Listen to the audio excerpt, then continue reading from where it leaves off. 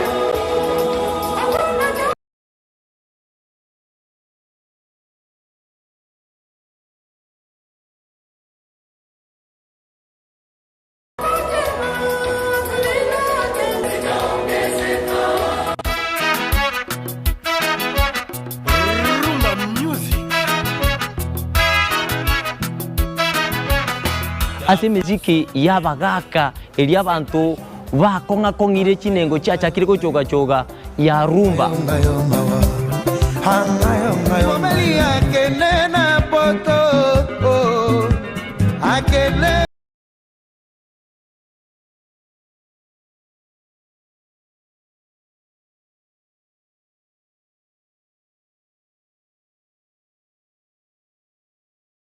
Général Dangote anaweka oye mose kunambi Ricardo Momo oye mama Dangote Netaliane Edwin Nyang'au Edwin mwana mboka Nzube ya Bololo tumerane kila litukolia Jumamosi kati ya saa 10 wika ensa AM.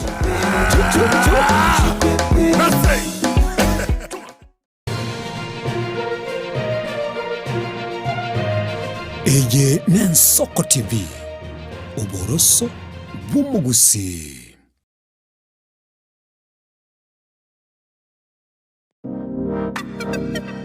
Magega ya televishoni ya Nsoko wikasero yao kwa nyori baga ligi yaliyokoralia asegete senambeyemo imena isiko yeliroba liyagusi onye kubwa tokoralia bokwenyulia ogokwa gose okubonchuria bono na bokonyori bagari ya bene liyokoralia asegete senieke asoliguri liyakibusani turikere gose twakresi migwitire namba yaito yobonchuria 0788666662. Pastor Nixon Matara niga gukorigania Eye Nensoko TV Oboroso Bumugusi.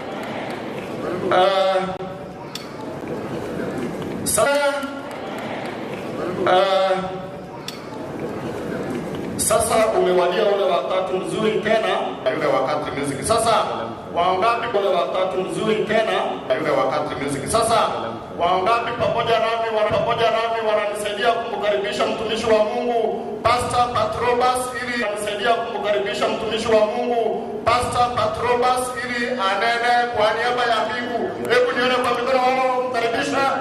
Asante sana mtumishi wa Mungu. Ile SDA ile ya nyumbani ili ya kwamba naomba kwamba sasa tuinue mikono tena. Haleluya. Tusikie mpaka kule juu. Yesu asifiwe.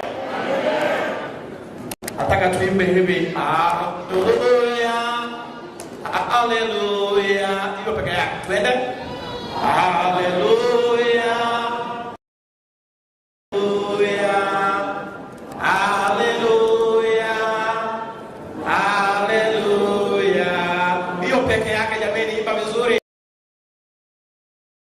Ukiona jirani hawezi, mwambie kwamba kumbuka kama si Mungu.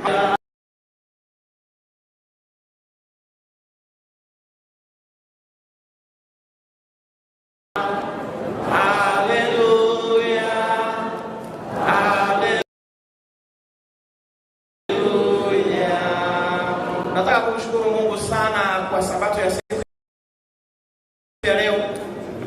Na niweze kusema ya kwamba viongozi wetu tunafanya hivi, Nairobi wanakuja pamoja ili ni jina tumetumika kwamba Nairobi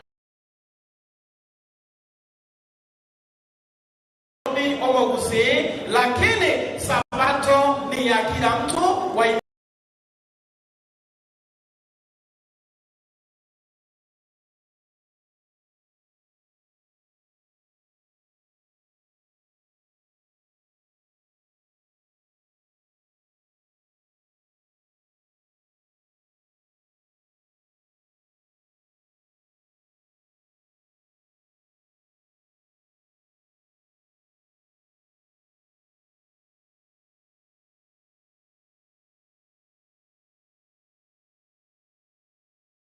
zote umeaukwa kunena pamoja na Mungu. Haleluya. Kunena pamoja na Mungu. Haleluya. Daktari katika wingi na asiwabariki kwa kuja. Jamani, Mungu wetu ni wa pekee sana. Kule mbinguni kuna wakubwa na wadogo. Naposoma katika Biblia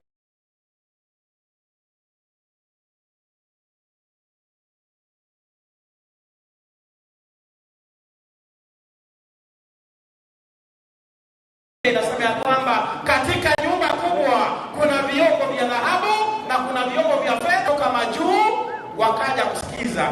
Mungu awabariki ndugu zetu kutoka mbali katika jina la nani. Nimeshangaa kwamba Mungu wa mbinguni ni Mungu. Huyu ndiye Mungu ambaye anatuleta wote pamoja. Nikilipotazama nikaona HRT ambao naona wanapita pita, lakini leo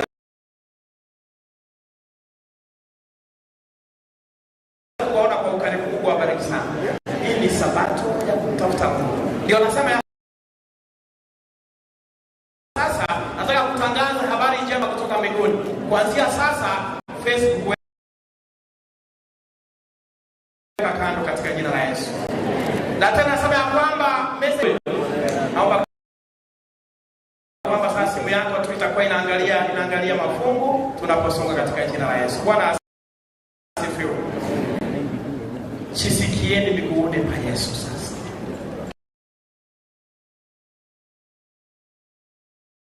Tazama jinsi ilivyo bora watu wajua vile ambavyo umesiagika kimoyo. Yaani mwabatiwe omosionoge. I know kuna watu hapa huenda hawajakula, kuna watu hapa huenda hawajui vile watoto wataenda shule, kuna hawajui waabudie wapi. Waliweza kujenga kanisa katika maeneo ya serikali imetolewa. Naomba kwamba watu wale ni wengi, tuweze kuombea Mungu atafute njia wapata. Ona ndugu, ni vizuri tuwaombee Bwana wapatie maeneo mengine waweze kuabudu na jina la Bwana litapewa sifa. Nataka nianze kwa ibada hii ambayo nimeambiwa kwamba ukienda sana dakika 25. Nami ni mtiifu, mimi ni nani? Dakika chache hadi ambapo nataka kwenda watu wa Mungu. Bwana asifiwe. Ndugu Mosige, Mungu akubariki kwa sababu kama si wewe uliyetuita kando na kando tukaweka vichwa pamoja, umati haungekuja. Mungu akubariki pia. Maana nataka kusema ya kwamba yeyote ambaye amekanyaga mahali hapa, nyasi yeyote unayekanyaga iamke tena katika jina la Yesu. Tunaanza hivi sasa. Tuombe. Ufalme, wewe ndiye Bwana wa makao makuu ya mbinguni. Tunapotazama watuletea jua na mvua bila kujua zatoka wapi. Sasa tunaponena, shuka, nena pamoja nasi katika jina la Yesu mkombozi wetu. Wasichana wale wawili njoni. Kuna wasichana wawili ambao nataka muwaone hapa. Wasichana unajua kutongoza msichana ni kazi. Ni kazi. Na leo nataka kusema ya kwamba zungumzo langu utasimama tena. Bwana asifiwe. Umeenda ulikuwa chini Januari sasa. Msichana huyu ambaye ana sweta ya white ambayo ni nyeupe wewe, alikuwa amepata mchumba wa kumuoa. Hivi akafurahia, akapasua mbarika, akamjulisha dada yake ya kwamba dada yangu inua mkono. Huyo anaitwa best lady, akamwambia kwamba mimi na nimepata mchumba wa kunioa. Hivyo nataka unifanyie kila jambo. Kila jambo. Kuna watu ambao wanawaambia watu wa ndani wao, yaani watu wanaambiwa mambo. Alipomwambia jambo hili, huyu dada akafanya mipango yote, akamwambia aenda atengeneze card. Huyu best lady aenda atengeneze card. Anapotengeneza card ya kuhitaji watu waje kwa harusi, akawaambia maandishi yote utaweka, lakini mambo haya Biblia uyaweke. Akamwambia tafadhali, enda niwekee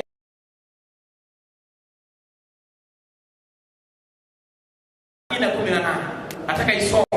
Akamwambia uweke kwa kadi. Useme ya kwamba everybody is invited, lakini uweke mambo hayo. Sitafurahia harusi haitadumu, haitaisha kama maandishi ya Biblia hayo hayatawekwa mahali. Atengenezea vitu zake, akaweka 1 John 4:8. Ikawa na ujumbe tofauti. Sikizeni watu wa Mungu. Tunaweza kuwaita hapa tuje tuweze. Hamna hofu. Lakini pendo lililo kamili. Lakini pendo lililo karibu utupwa nje. Utupwa nje. Hofu kwa maana hofu ina ukiwa na upendo uoga utoka. Ukiwa na upendo wabaya ujitenga. Lakini anasema ya kwamba about everything awe na upendo. Amemwambia dada yake enda kwa saipa. Hebu muulize kama amesikia. Ndio, akasema nimesikia, maana wewe ana best friend. Lakini dada huyu alipofika kwa saipa, sikiza kile ambacho alichapa na akaweka. Akasemaje? Katika Yohana. Hivyo basi message ikawa ni tofauti, akashangaa, lakini akafunja huyu moyo, akafunjika, lakini akamsamehe baadaye. Nani amepata? Usomaji. Kwa maana umekuwa na waume 5. Watu kadi imetoka, wiki imebaki moja ili watu waingie waone harusi, lakini kile ambacho kimewekwa kwa kadi hapo chini kimesema ya kwamba, hebu sema sasa. Kwa maana umekuwa na waume 5. Kwa maana umekuwa na waume 5. Naye uliye naye sasa siye mume wako. Naye uliye naye sasa siye wako. Hapo umesema kweli. Huyu mama mwisho akamwambia Yesu, hapo umesema kweli. Sikiliza.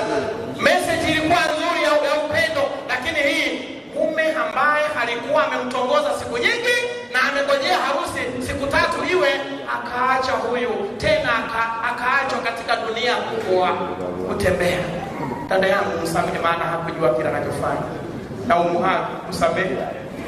Yes. Hivi ndivyo Yesu anavyosema, enda mkae sasa. Hivi Yesu anavyosema ya kwamba tuwasamehe wale ambao wanaotukosea. Leo ni Sabato ya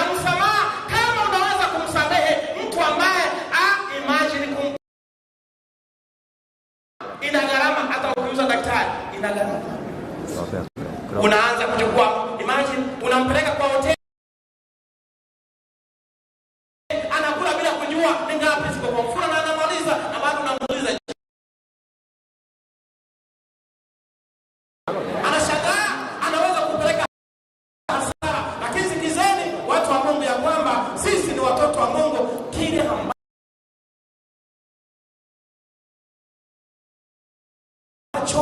watu wengi ambao tumeketi hapa leo tumewakilisha rafiki zetu vibaya,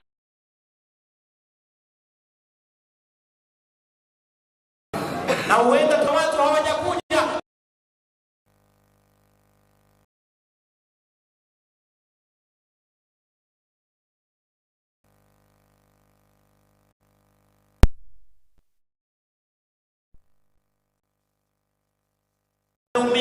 Watu wameteseka,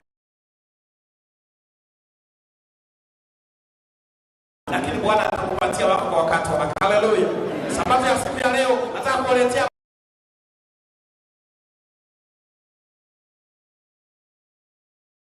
mambo ambayo ni ya pekee sana. Tusome katika Samueli wa pili. Samueli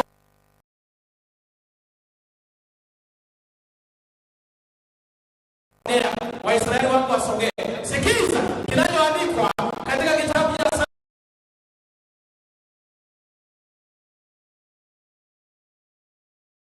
Samueli wa pili 10. Ada yangu usome vizuri tena. Hawa baadaye mfalme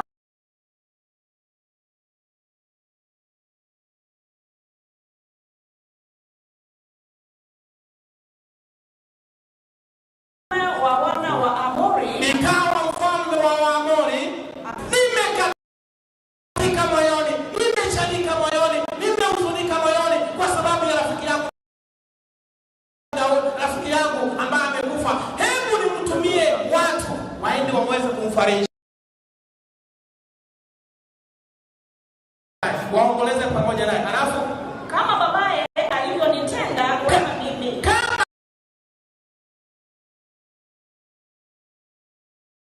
baba yake alinitenda mema, basi Daudi akatuma kwa mkono.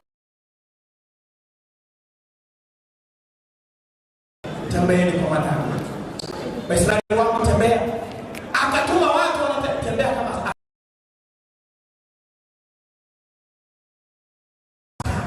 kama una wasiwasi urudi uketi. Wakatembea. Unaona hawa watu wanatembea, lakini sijui madaktari walioko kuteleza leo. Je, kwa nini wanaoga tuko hapa tunaingia kwa kinyozi kila wiki? Yaani kidogo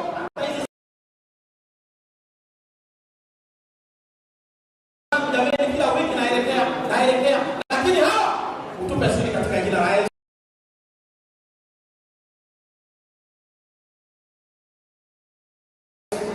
Anasema ya kwamba akawatuma wanaume kama hawa waliokuwa na ndevu.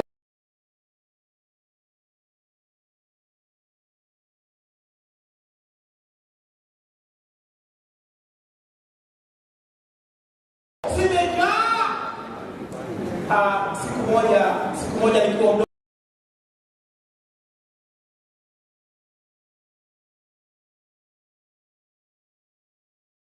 akawatuma hawa wanaume wakaenda kwa Waamoni ili aende kuwapatia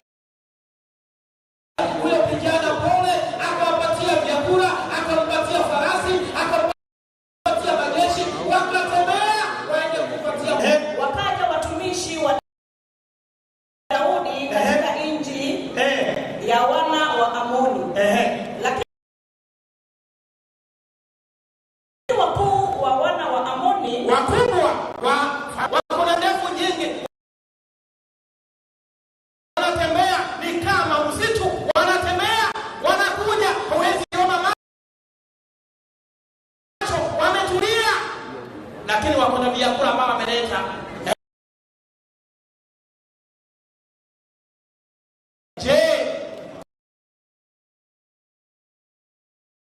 Naona ya kuwa Daudi amemheshimu babayo kwa kutuma kwako wa. Je, unafikiria ya kwamba Daudi hata kama ni mfalme aliyekuwa rafiki ya baba Mosiria ametutangazia kwamba kuna sabato ya pekee sana tukaja. Lakini hapa miongoni mwetu wenda kuna mtu anasema kwamba hauoni kwamba Mosiria ana mawazo mengine tofauti? Wenda kama ana mawazo mengine tofauti, lakini asifiwe. Sema amina kubwa. Haleluya. Sijajua kile ambacho kimekuleta, sijajua kama uliambiwa tuende, sijajua kama ulialikwa, lakini miguuni pa Yesu Mungu watafutwa kwa dhiki, kwa machozi na furaha iliyoje nikiwaona mbinguni mkiwa mmeketi hivi. Bwana asifiwe. Wengine wakiwa wanatai, wengine hawana. Bwana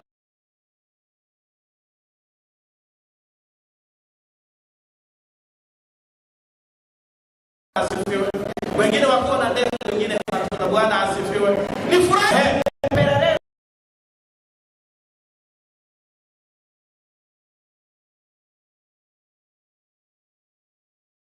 Na kuangamiza. Basi Aruni akawatua hao watumishi wa Daudi, akawanyoa nusu ya ndevu zao.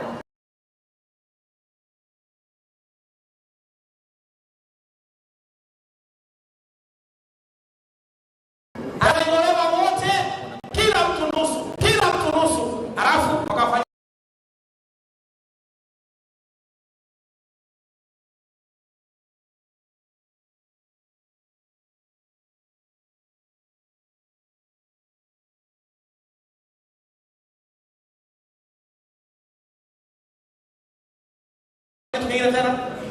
akawakatia nguo zao katikati hata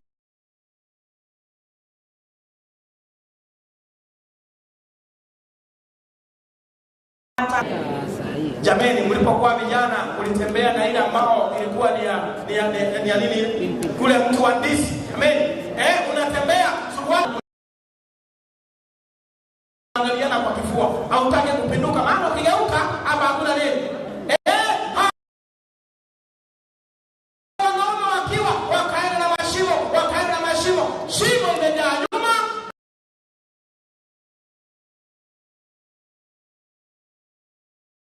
Hapa mbele hana ndevu za kutosha. Walipogeuka hawa wanaume, nataka useme hivi, hawana ndevu.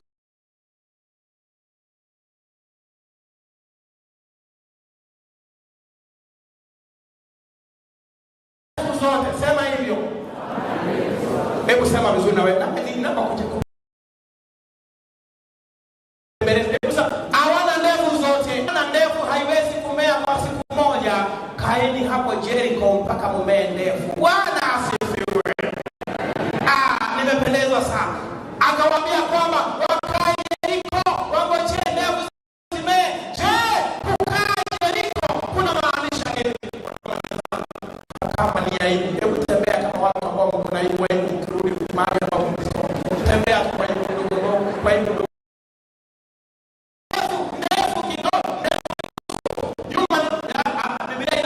Biblia haina, unajua kama ni kule Kisii, ukisema matatu mbele ya mzazi utakaribishwa na kuni ambayo imeiva sasa.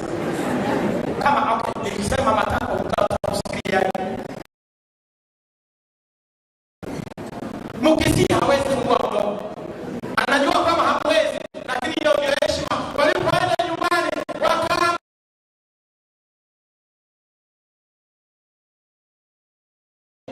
na Bwana anauliwa.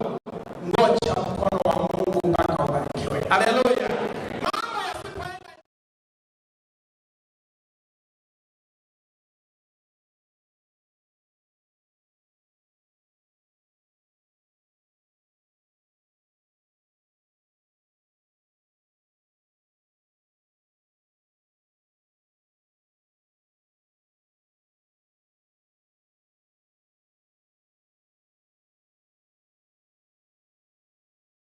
baada ya juma moja ndevu zikamea. Baada ya juma la pili ndevu zilipojaa, Daudi akawaambia, rudi nyumbani tena. Nataka kufanya jambo hili ya kwamba tangu Januari mpaka sasa mwezi wa 12 ofisini tumegeukwa.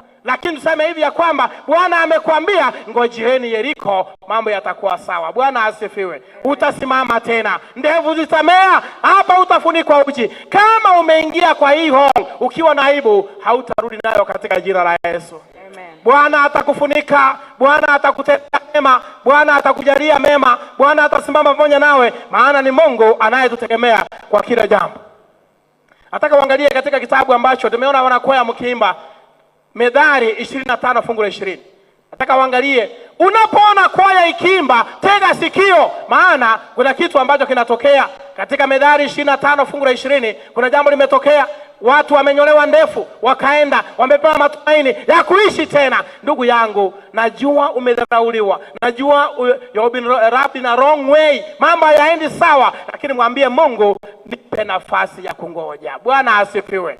Imagine umelea mtoto, ukamchukua nje, akaenda kusoma, anapofika kule nje anakuambia kwamba mama, fanya shughuli zako. Kaeni Yeriko, Bwana atakusikiza. Bwana asifiwe. Umeoa kwa muda, unangoja mtoto, majirani wanaongea na kuambia kwamba ngojeeni Yeriko. Haleluya. Imagine, sio wote ambao wanao machi kwa harusi yako wako na furaha. Nsense. Sio wote. Maana unapokanyagwa wanahesabu.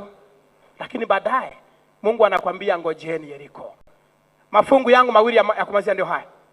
Anasema hivi, amwimbiaye nyimbo mtu, wimbo mtu mwenye moyo mzito, ni kama yeye afuaye nguo wakati wa baridi.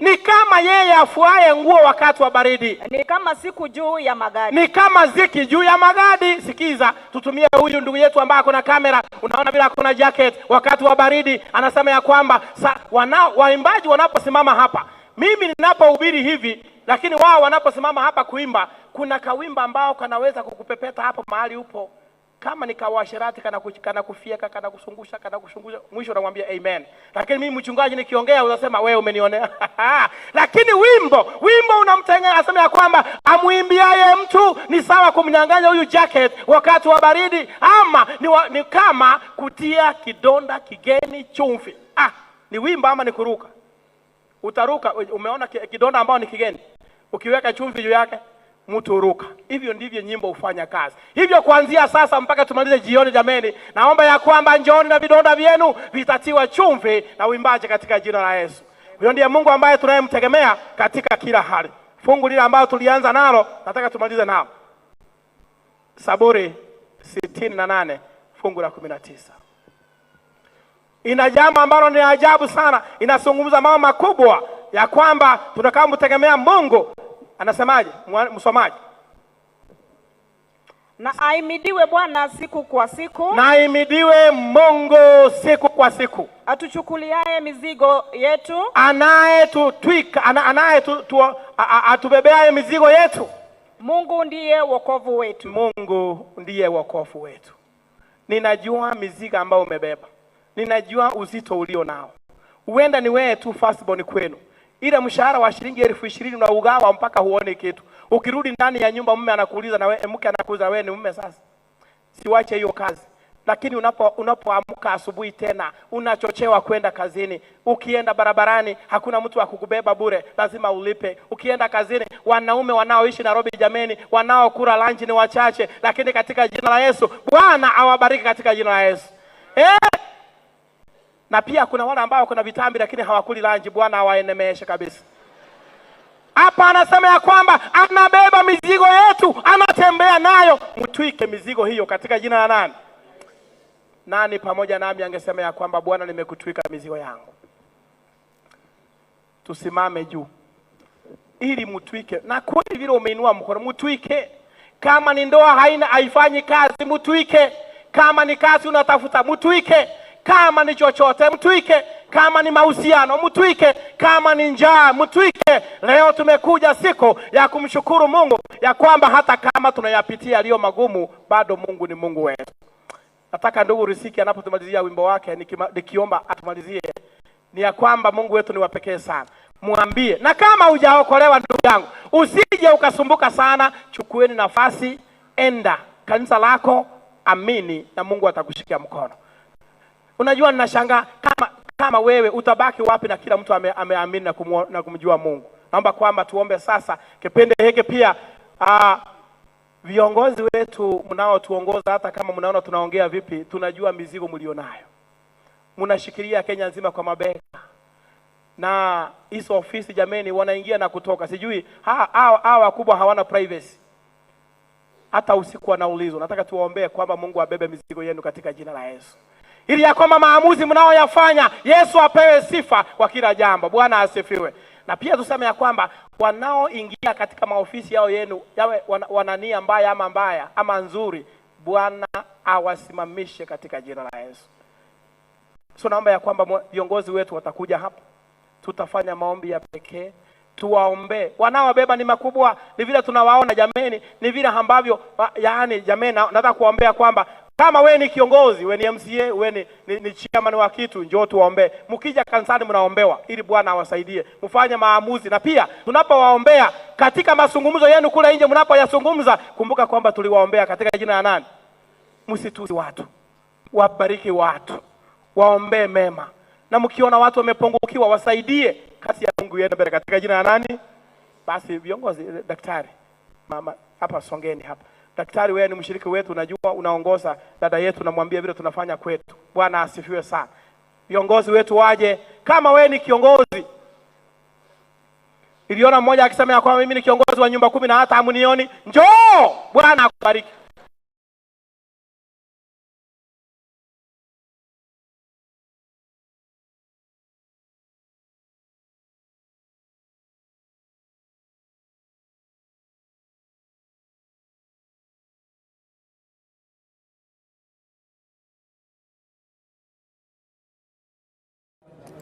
Imani ya kama na unapokuja mbele, Mungu akubariki sana. Kuweka sana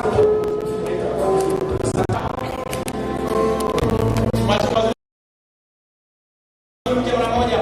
Jamani, kumbe kwa imejaa viongozi, hata simamia hapa. Naona viongozi wengi. Pia kwako ni kiongozi, lakini kaa hapo.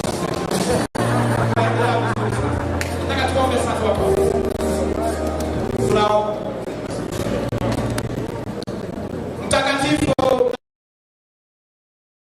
Mungu wa enzi zote, rafiki yetu mkubwa, Mungu tunayekupenda, tunayekuenzi, tunayekutaja, tunazungumza kwa watu ambao hata wale hawakujui ya kwamba wewe ni Ebeneza, ya kwamba wewe ni Mungu, ya kwamba wewe ni rafiki wa karibu. Baba, kuna watu ambao hawajaona uzuri wako kwa sababu nyumbani kwao magonjwa hayaishi. Na Baba, tunatangaza kwamba kuanzia leo na kuendelea katika jina la Yesu, leta amani katika boma kama hizo.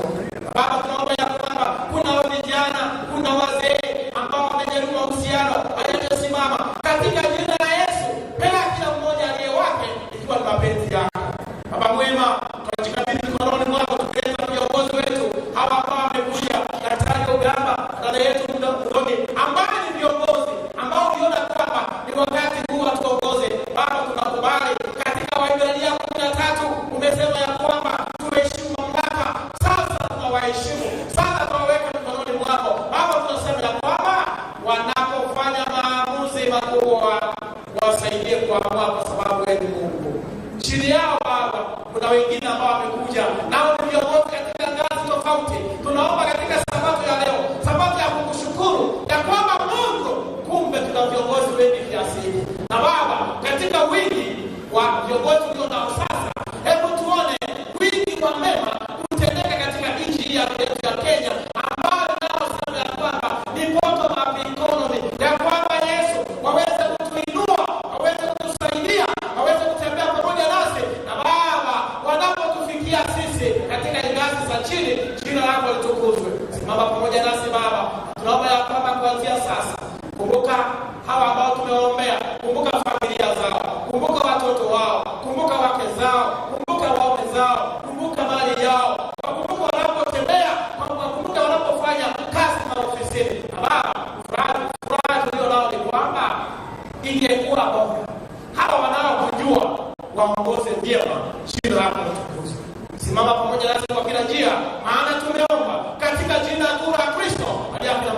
wetu. Mungu awabariki. Turudi katika viti sasa tena. Mungu awabariki sana. Mungu awabariki sana. Jamani, tunamaliza divai hawa, tukae, alafu ndugu yetu anawasilisha wimbo. Maji mazuri youth choir, msimame hapa kando ndugu. Tusimame youth choir. Ndio wako hapa. So tafadhali, pia Yesu tusize divai hawa. Soke kando, tupeane muda. Wale wanaosalimiana viongozi tafadhali, tunawaomba. Wale wanaosalimiana viongozi tafadhali, tunawaomba kwamba wape muda kwanza. Tuko kwa ibada bado. Bado tuko kwa ibada. Hao wanaochukua picha tafadhali, tumeomba kwamba tusalimiana baadaye. Bado tuko kwa ibada. Sisi na divai na hawa tafadhali. Haya. DJ kidogo. Tafadhali. Mimi bado nitarudia. Wale wanachukua namba kutoka kwa viongozi, wale wanachukua picha kutoka kwa viongozi, tuheshimu ibada. Na mkizidi hivyo, ibada itakuwa ibada. Tukiendelea hivyo. Happy Sabbath. Happy day. Asante. Tafadhali riziki dakika 2 kizidi.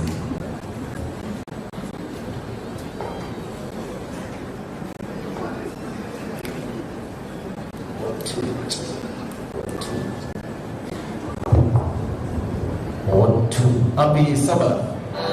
Happy day.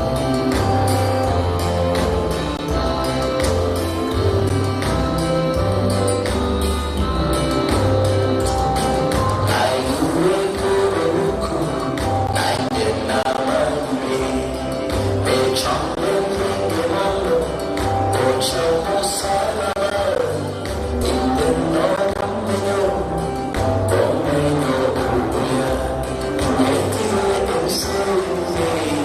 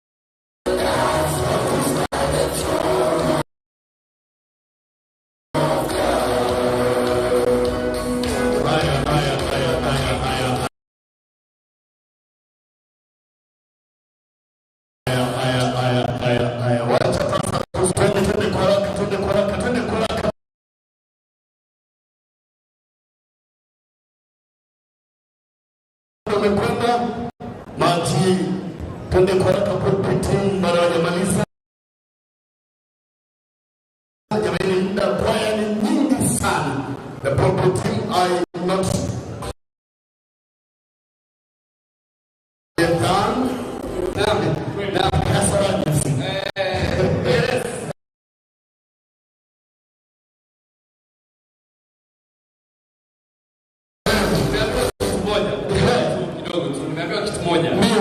Kwamba timu vikanyagi unajua ni kwaya kivya. Ni kwaya kivya tu. Kumbuka lakini nakukumbusha tu. Next one.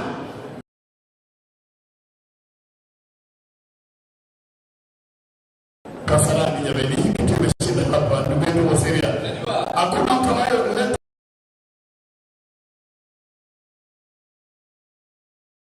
Sabato jinsi ambavyo umefanya. Mungu akubariki sana. Credit. wacha Mungu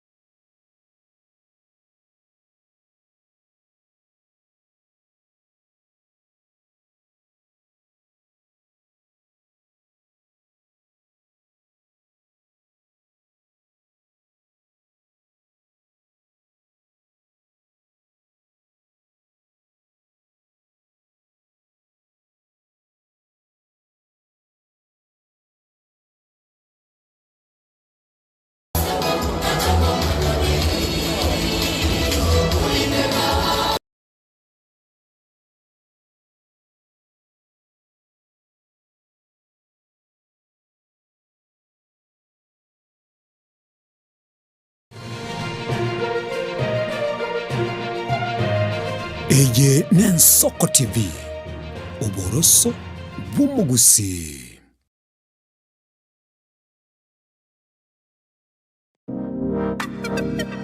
Magega ya televishoni ya Nsoko wikasero yao. Kwa nyori ribaga ligi yaliyokuralia asegete sena mbeyemo imena isiko yeliroba liyagusi. Onye kubwa tokuralia wokwenyulia ogukwa gose okubonchulia. Bono na bokonyori bagari ya bene liyokuralia asegete senieke asoliguri liyakibusani tolikere gose twakresi migwitire namba yaito yobonchulia 0788666662. Kabora ingerango yechigosori yabarire. We've never seen anybody win 3 in a row. Ona omwancha omurigereria ayabune motiutirira bwechigosori ao nobe na kirengencho yokokokera. Goal! Absolutely astonishing. What about that from Gareth Bale? Igeteseni kia Ogien Soko TV. Ibono ngekuchunchugere kokwariganiria na kokwerera chigosori ao oboikiranu. Somo cha kubwata etariki inainche Daniel Omwaga goseko gwancha nabo ogontona Erieta Suarez amagosori webegi iyokolyo keraritko oliechima mosi igochakera egetone gichinze sana na isato chiamogaso goika 10 chamaragoba ase omoroberi ibwe achigosori amo nabanyangongo ase na kumanyana gokorosera ayatekire ase chigosori and he's awarded a penalty. Eye Nensoko TV, Oboroso Bumugusi.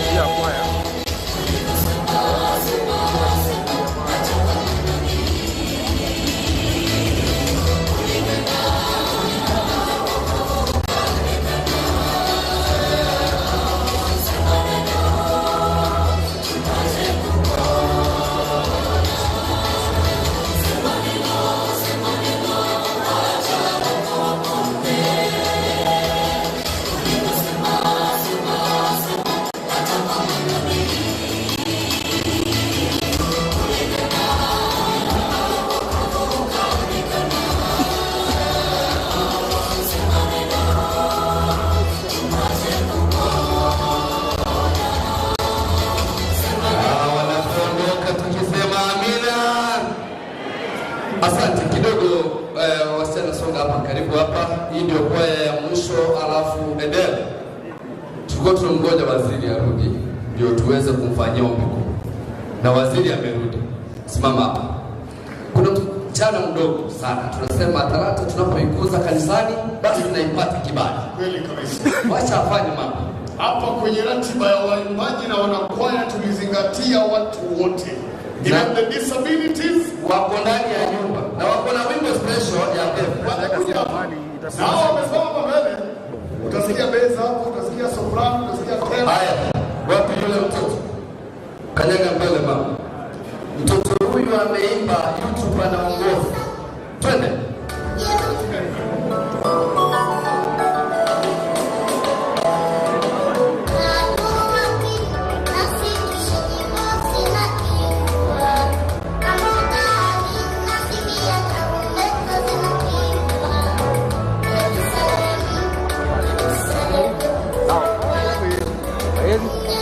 Kwa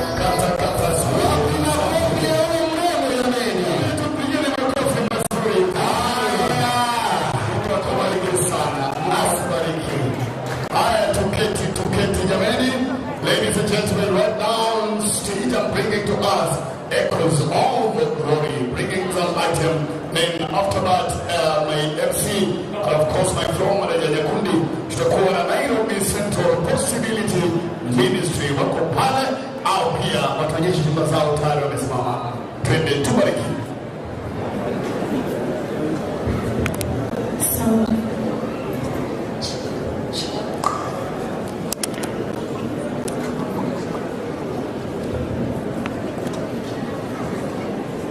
There's no need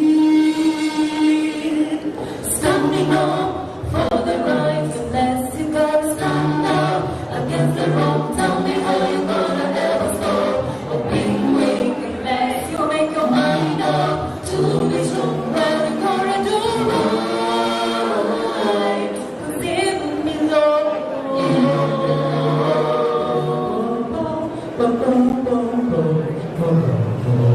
Let me tell you, it's easy to hate your enemies as well as just as easy to love a friend. So tell me you have to love life. The Bible tells you you have to let the love of God come in. Well, you gotta do right, 'cause even below. Don't you wanna love him better? Don't you wanna love him more?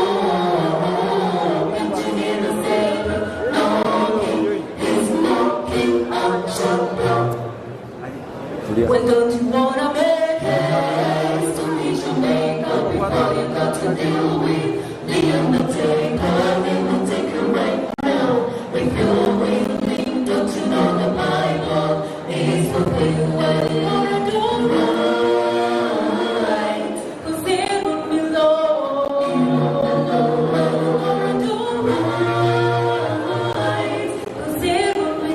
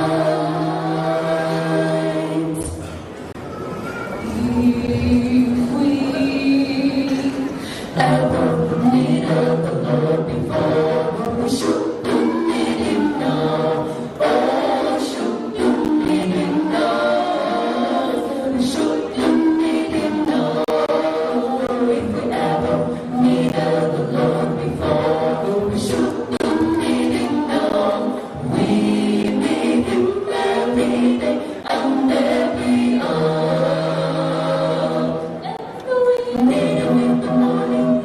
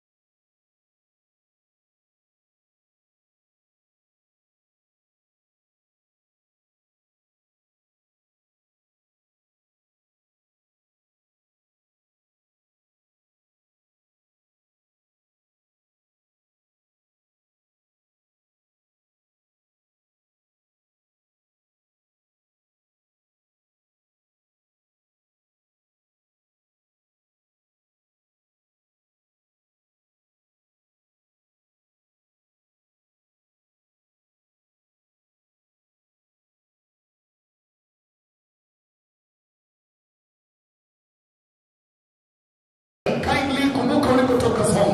Next.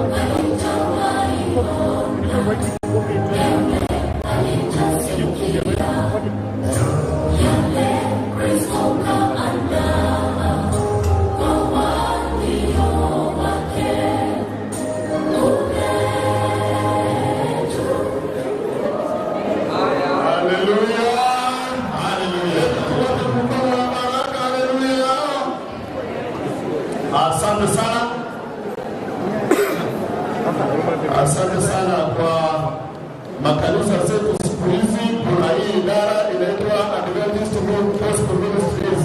Asante sana, tuwape ameni kubwa.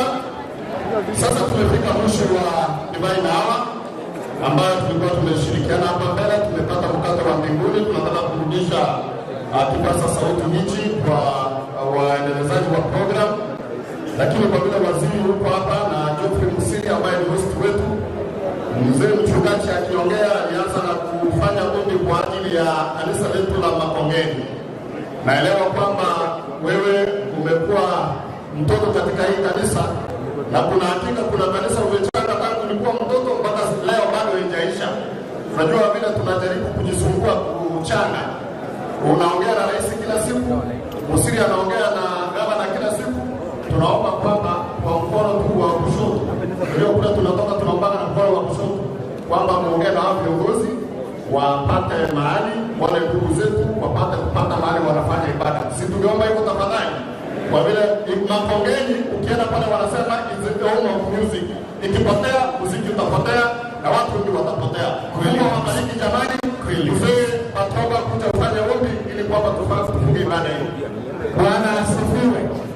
Wangapi ambao walifurahia ibada ya siku ya leo? Watu wameimba. Wangapi ambao wanaosema sikujawahi sikia, walisikia kila ambacho wanatufikia jamii? Umeona?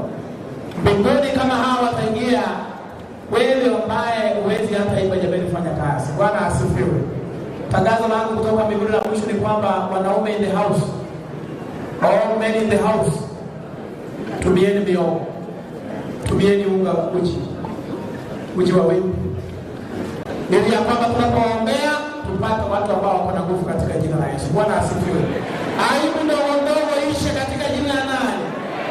Ya kwamba watu wanaopatikana kanisani hapa sawa Adventista wawe na nguvu ya miogo, wawe na nguvu ya wimbi, wawe na nguvu ya kutembea, mitandao ifungwe katika jina la Yesu. Tusimame tu.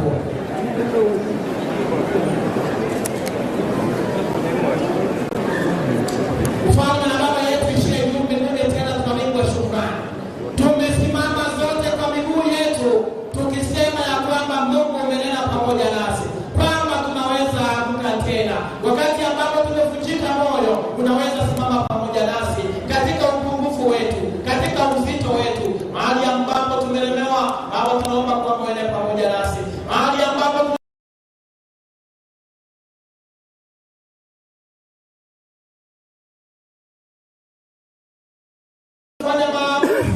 hayakupendezi kwa kwamba usimame pamoja nasi. Saidia wote Baba. Leo ni kwa sababu ya kushukuru. Tunapo kuna mmoja karibu akate maisha.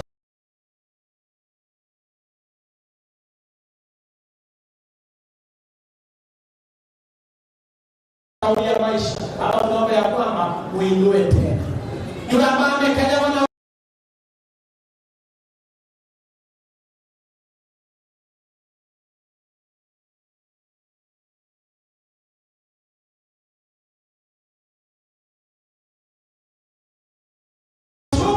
muinue tena kwa sababu wewe ni Mungu. Tunamama usiane umefundisha mwisho.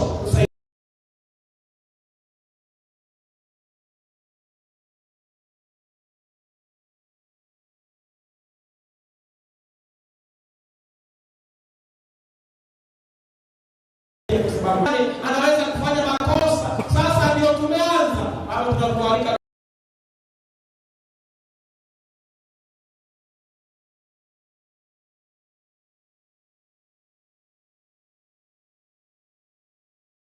mama, hebu waimbe vema kuliko vile wameimba asubuhi. Maana wewe ni Mungu wetu.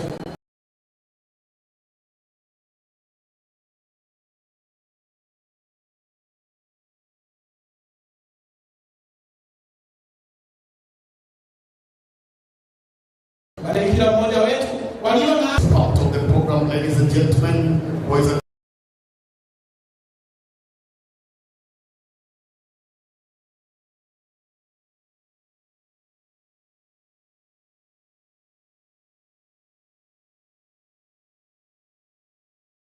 wangapi umebarikiwa kwa ishara mkono. Bwana Yesu asifiwe. Asante sana.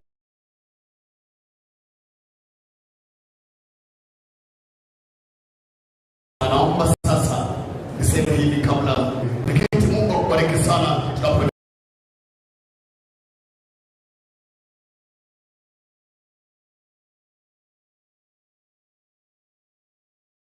na ibada ya Kikristo. Karibu. Asante sana.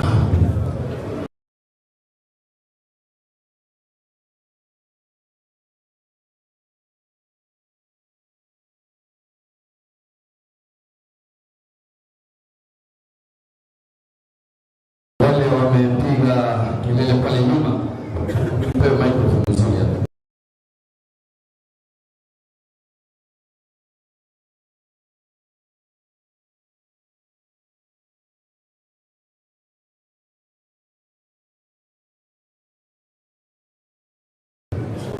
Yes, Ushers, simama hapa.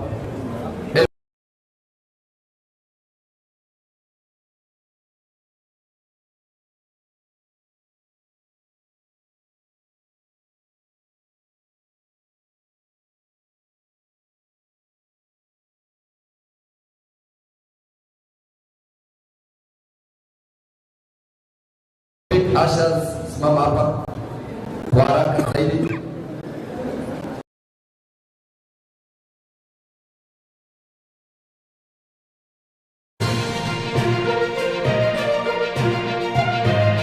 Eye Nensoko TV Oboroso Bumugusi. Eye Nensoko TV Oboroso Bumugusi. Eye Nensoko TV Oboroso Bumugusi.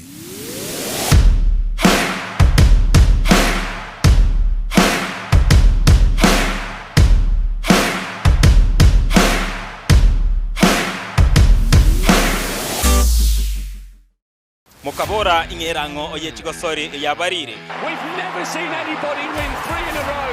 Bono omwancho omurigereria ayebune motitire bwe chigosori ao nobe na kirengencho yokokokera. Goal! Absolutely astonishing. What about that from Gareth Bale? Egeteseni kia Ogien Soko TV. Bono nge guchunchugere kokwariganiria na kokwerera chigosori ao obwikiranu. mukabora ingerango oye chigosori ya barire. We've never seen anybody win 3 in a row. Bono omwancha omurigereria ayebune motiotirira bwe chigosori ao nobe na kirengencho yokogokera.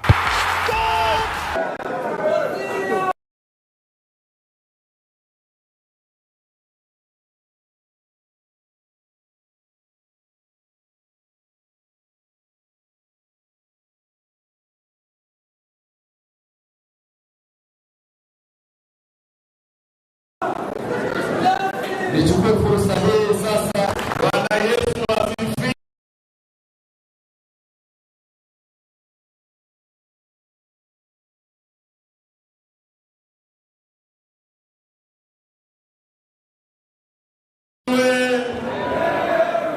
Tutasikia sauti ya kwenda mbinguni kwa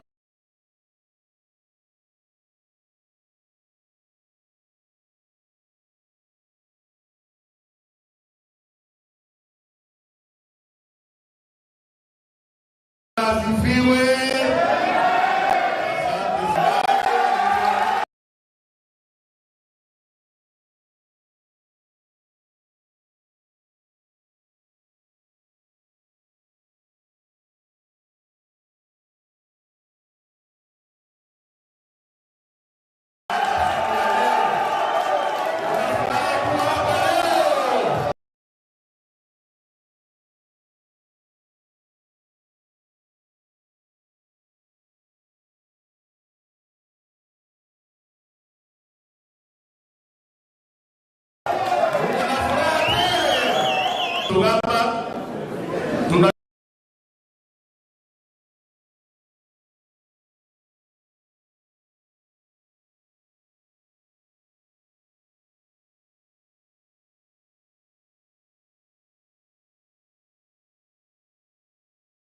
Kuna safari nyingi, kazi nyingi ya serikali, lakini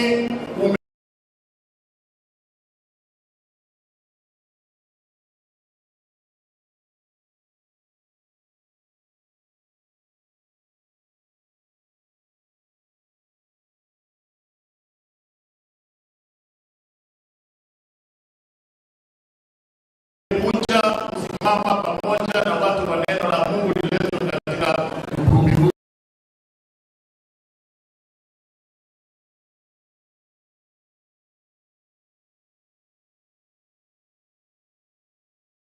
Atawataja. Ningependa kuanza na seneta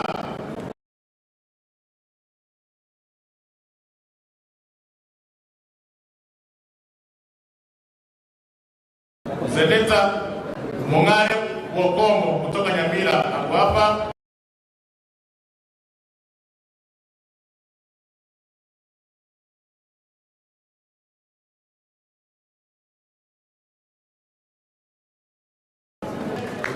Tuko na ndugu yetu Gerald Kiriama ambaye anasimama kiti cha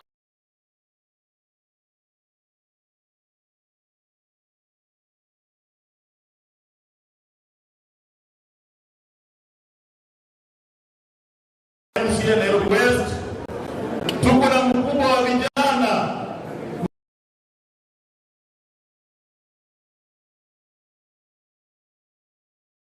kutoka university anaitwa, nimemwandika wapi vijana,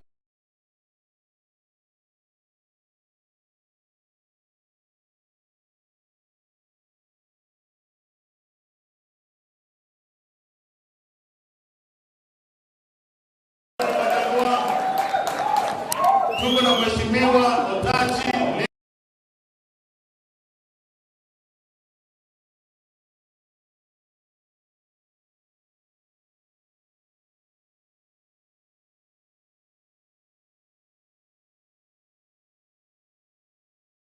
ambaye ako hapa, tuko na mheshimiwa Wycliffe Mirina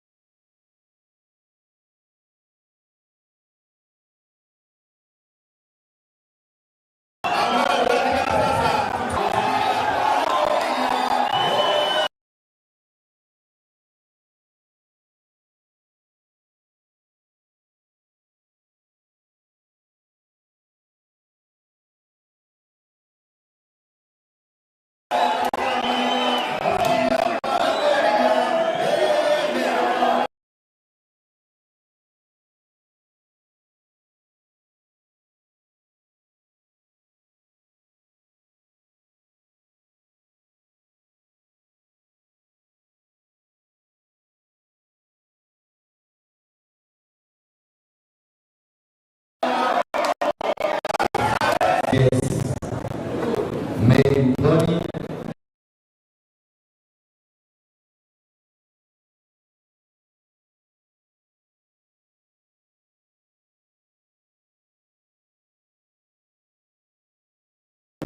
viongozi wote, walimu ambao mliopo hapa,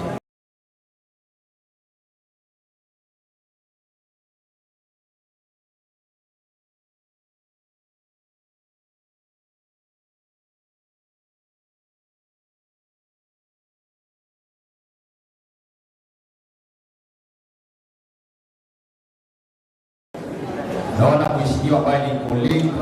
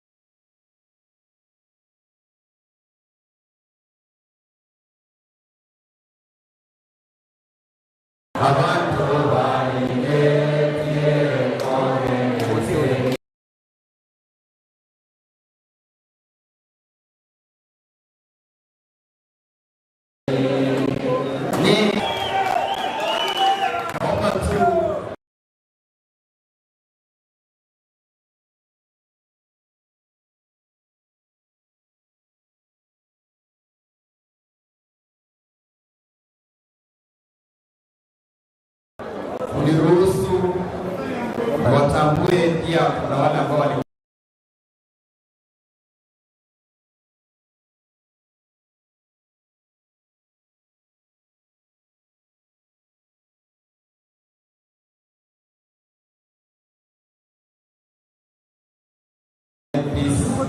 success. Kuna wanafunzi wa mashule university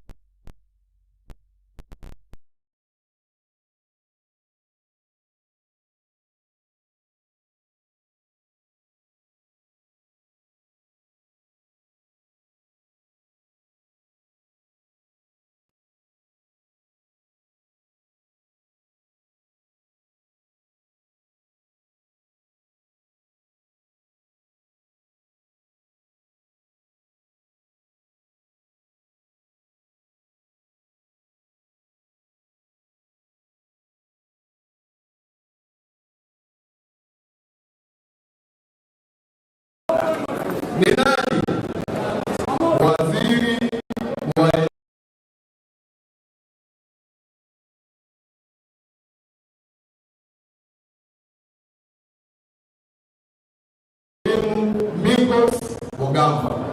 Kama unataka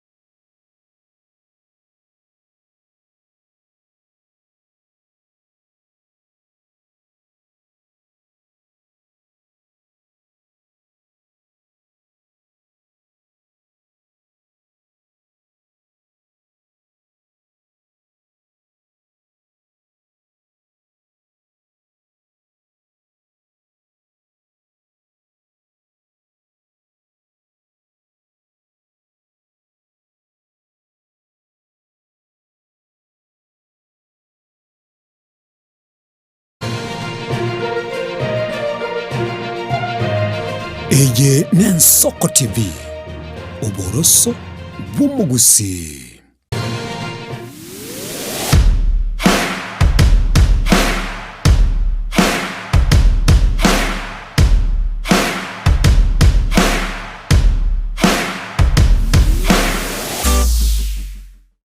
Mukabora ingerango oye Chigosori yabarire.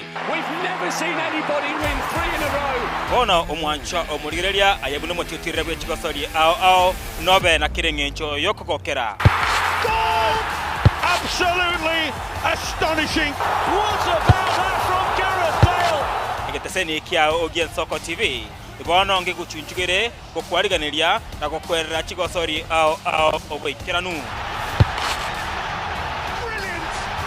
Somo cha kubwata etariki 9 Daniel Omwaga goseko gwancha nabo ogontona Erieta Suarez amoko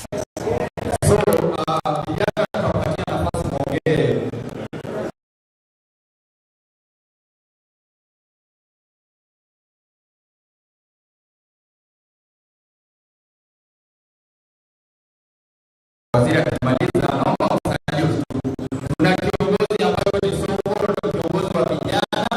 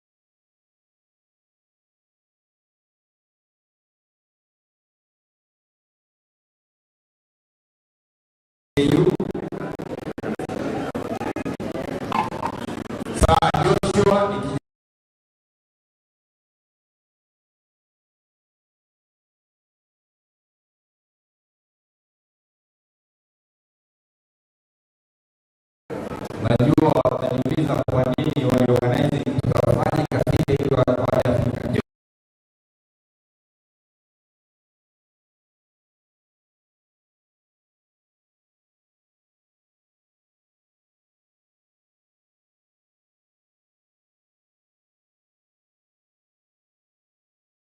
Hapa mbele tujitambulishe na tumalize.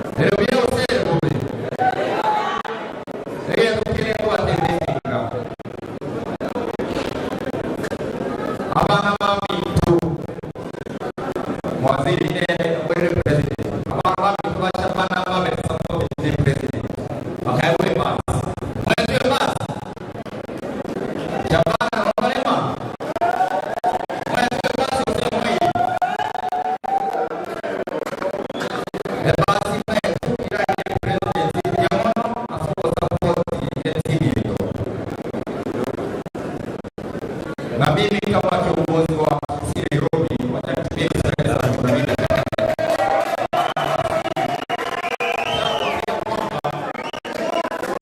naleta jamii tuje pamoja tushukuru Mungu na kanisa. Asante sana kwa kuja, kwaya asante sana kwa kuja, tumepata neno na kanisa litulete pamoja. Tujiulize Nairobi tukuja kutafuta nini? Tulikuja kufanya nini? Tulikuja kutafuta kama jamii. Na mimi nataka kuambia kwamba kama kiongozi wenu nitasimama na nyinyi. We shall support your business. We shall support everyone in this city ili tuendelee mbele. Na watu unaona ni watu mbalimbali, mtengo mbalimbali. Kuna wanabiashara hapa, kuna professionals hapa, na wote ni watu kutoka kwa jamii. Na mbele pamoja wataha kazi na wele kwa na nena moja tu mroyo ona mbele na Mungu siani. Mroyo mima ni nao tebelea jema haya. Mroyo na usijumu tigo na meto motigo rumeyo.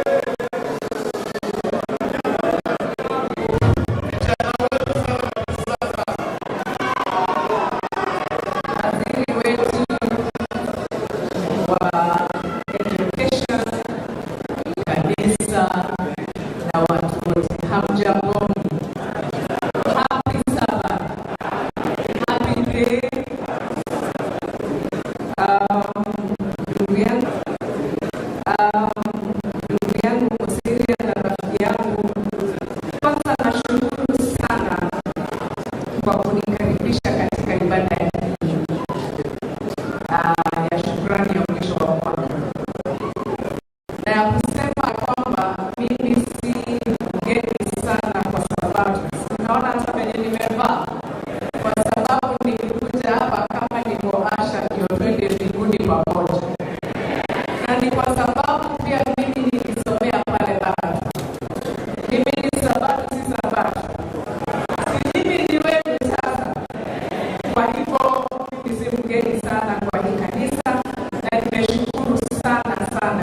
Nimekuja kuungana nanyi kumshukuru Mungu kwa kutuvukisha mwaka kwa uzima, kwa ulinzi na kwa neema yake ambazo mara nyingi saa zingine hatuoni ile neema ya Mungu ametuzingira nayo, mpaka tukitazama nyuma tunaona ya kwamba yenyewe tumebarikiwa. Shukrani si maneno tu. Shukrani ni kukumbuka, ni kutambua na ni kuishi maisha yanayoonyesha ya kwamba tumemwamini Mungu hata tulipopitia magumu. Kwa hivyo wengine tumepata mafanikio, wengine tumepitia changamoto, lakini leo tuko hapa kwa sababu huyo mwenyewe ni mshindi. Hiyo yenyewe ni mshindi. So nikiwa kwenye jukumu la afya ya umma, kama tumeelezewa, majina yangu ni Mary Mondoni. Mimi ndio katibu mkuu wa Public Health na Professional Standards. Kwa hivyo nikiwa kwa jukumu hilo, naona ukweli mkuu kila mwaka.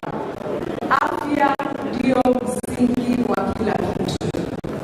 Bila afya mipango inasimama. Bila afya familia inateseka. Ndio maana kanisa na jamii ni washirika wakubwa sana katika kulinda uhai kwa maombi, kwa msaada na pia kwa kuhamasisha tabia nzuri. Sasa tunapoingia kipindi cha Krismasi na mwaka mpya, ningependa tuzungumzie kwa lugha ya wananchi, ile ya kuelewana kuhusu mambo ya afya ya umma yanayotuhusu sisi sote. Krismasi ni wakati wa furaha, na Krismasi ni wakati wa kusafiri, kula pamoja na kusherehekea. Lakini pia ni kipindi ambacho wagonjwa huongezeka hospitalini kwa sababu ya saa zingine ajali na magonjwa yanayoongezeka kirahisi. Nianze na hili la kwanza, usalama barabarani. Sisi wote tukisafiri, haswa sisi watu wametoka kule Kisii, wakati wa sikukuu watu wengi husafiri na mara nyingi tunakuwa na haraka. Ndugu zangu, maisha haya si watu. Ukiwa dereva, tafadhali usikimbize gari, funga mkanda, pumzika ukiwa umechoka, usipite ovyo. Na la muhimu kabisa, kama umekunywa pombe usiendeshe gari hata kidogo, na hata pikipiki vaa helmet. Usibebe abiria kwa ziada na usiende kwa mwenda wa hatari. Krismasi iwe ya kurudi nyumbani salama, sio ya kwenda mocheni. Pili, tunaongea mambo ya ulevi pia wananchi, na pia kutumia madawa za kulevya.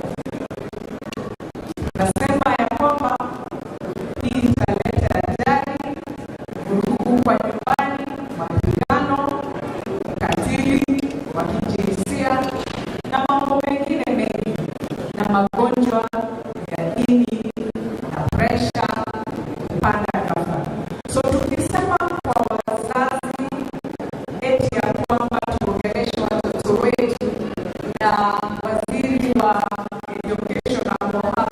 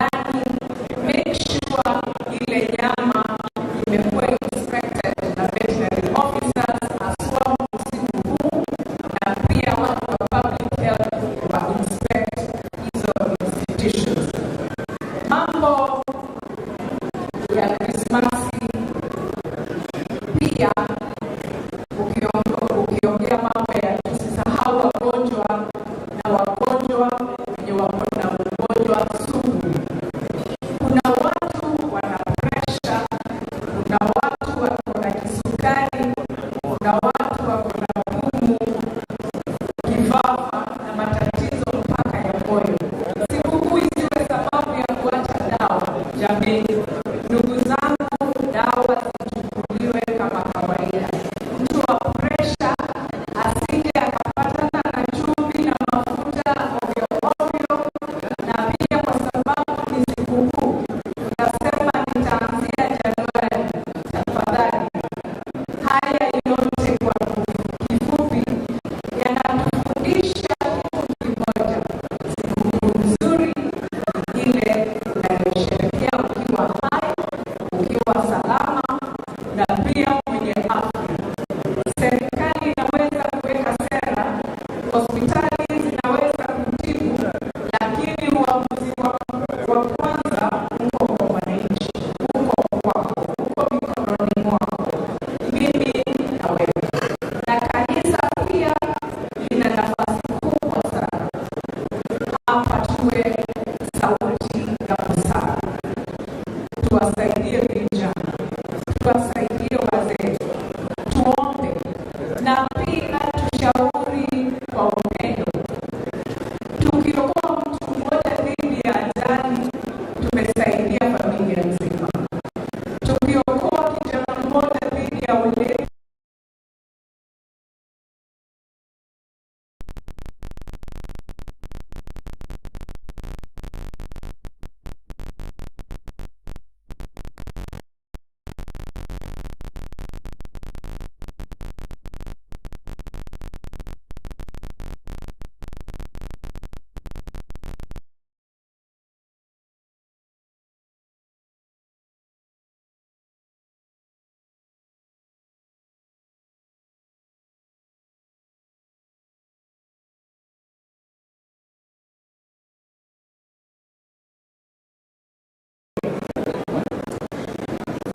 hii safari hatuwezi tukasonga peke yetu. Lazima tusonge sisi wote pamoja. Lazima tuungane Wakenya. Lazima tuungane, iwe ni watu wa kutoka Mlima, iwe ni watu wa Kisii, iwe ni watu wa kutoka kona zote za nchi. Kwa hivyo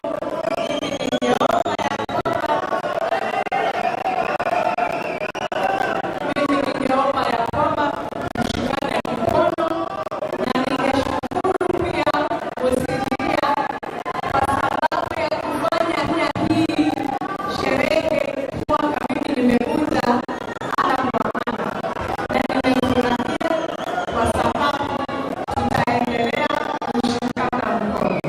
Asanteni sana, wabariki na Mungu awaonekanie.